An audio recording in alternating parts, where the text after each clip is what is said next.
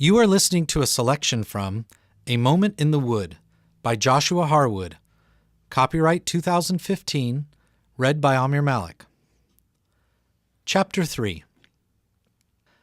Edward sat on the ground, shaking his head and groaning as Victoria stood next to him. "You really should learn to land on your feet instead of your head," said Victoria, "though with you landing on your noggin is probably the best idea." "Enough," replied Edward, his head aching from the lump he had just acquired. "We really do need to go home now. I need to put some ice on my head." "Well, that's a bit of a problem," said Victoria. "You see now, we just can't go back." Edward looked around at their surroundings. It seemed that they had fallen into a ravine of some sort, one with sheer sides rising about 10 feet. Apparently there was no way to climb them on either side. The only way out would have to appear somewhere else further up or further down the ravine. Edward climbed to his feet. "Which direction do you think we should go?" asked Victoria. "I'm not sure, but we should probably ask for directions," replied Edward. "Directions?" repeated Victoria. "Yes, directions.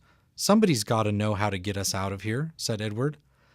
"Yes, I'm sure somebody does, but we seem to be the only ones out here at the moment. You don't plan on just waiting here until somebody comes along, do you?" inquired Victoria. "You think we are alone here? We are definitely not alone. There are somebodies all around us," replied Edward, remembering what he had discovered on his first journey into the woods.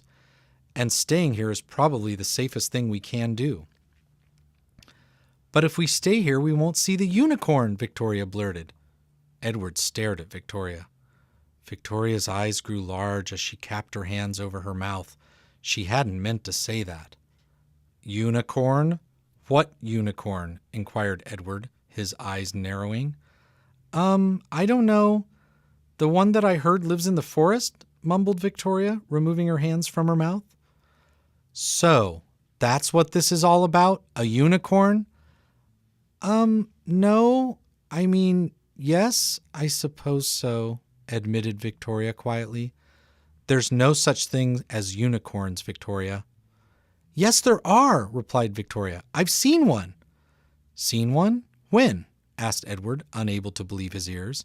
"Last night," said Victoria. "Last night? Where?" asked Edward incredulously. "My bedroom," replied Victoria.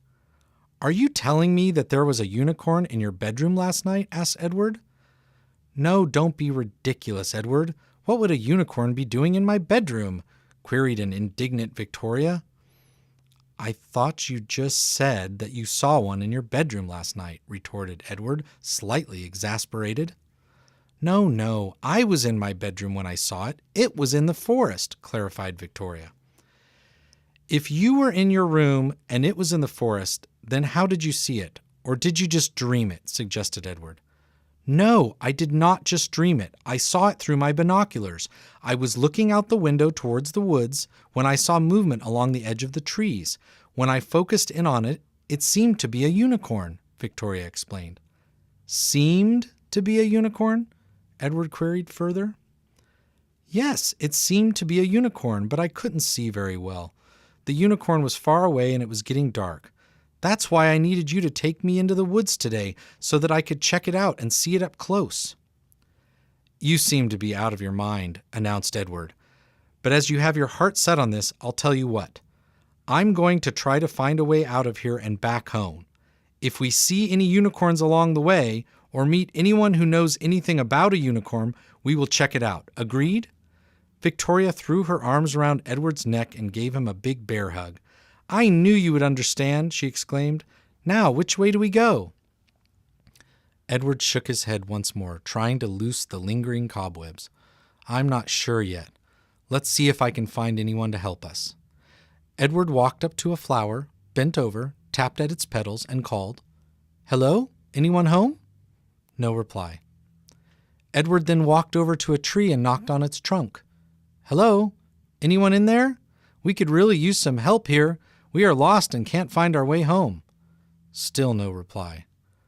"Oh no, this looks pretty bad," opined Victoria. "Oh, don't worry, I'll find someone," Edward assured her. That's not what I meant, asserted Victoria. Well, what are you on about? Queried Edward distractedly. What am I on about? You! You are what I am on about, exclaimed Victoria. Edward stopped and looked at her. What about me? You are talking to the foliage, Edward. Edward considered this a moment. I can see how this doesn't look good, but don't worry, all is well. With that, Edward returned to talking to the greenery, going from one shrub to another. I think you may have hit your head a little harder than I thought. Perhaps you should sit down and rest a bit longer, suggested Victoria. I told you all is well. This is how I got home from the woods the last time I was lost here, Edward added. You got directions from a plant? I don't know which is crazier, asking a plant for directions or taking directions from a plant once they have been given, remarked Victoria. No, I didn't take directions from a plant. Don't you be ridiculous. The plant just told me who could give me directions, and she told me how to get home. Directions from a plant? How preposterous, muttered Edward, turning over a rock and whispering something. Victoria shook her head. This conversation was just getting weirder and weirder. To think that Edward thought she was the strange one for believing in unicorns. And who was it exactly that the plant told you to find? Queried Victoria. Spicus. I wish Spicus were here. She would know what to do, added Edward, seeming to mostly be talking to himself. Spicus? Who's Spicus? Asked Victoria. Oh, just about the smartest old cow in the world, asserted Edward. Old cow? That's a horrible thing to call someone, even if you don't like them very much, and an absolute horror of a thing to say about someone you do like, said Victoria with more than a touch of scolding in her voice. Edward stopped and thought a moment. I suppose you are right. That does sound kind of rude, but truth be told, she actually is an old cow. When I met her, she had a mouse with her who translated most of the information between us. I suppose those two have gone separate ways by now, so she probably wouldn't be much help, even if I did find her. You have gone completely batty, haven't you? Observed Victoria. Look, I think I have an idea. How about we walk along this ravine, seeing as we have nowhere else to go, and as we go, I can look for my unicorn, and you can look for your talking cow. She was a wise cow, not a talking cow, corrected Edward. Well, how do you know she was wise if she didn't talk? Maybe it was the mouse that was wise, suggested Victoria. Are you implying that just because she couldn't talk, that you think she was dumb? Asked Edward. No, not at all. You are the one who said she was dumb, not I, said Victoria. When did I ever say she was dumb? Huffed Edward, more than just a little exasperated, a feeling he seemed to get often while trying to talk to Victoria. You said she couldn't talk, therefore she is dumb, unless of course you are going to take the she spoke cow defense, in which case I think you are a little dumb, concluded Victoria. Oh, you mean she's dumb like mute, not dumb like dim. I see what you mean now. You know, talking to you is making my head hurt.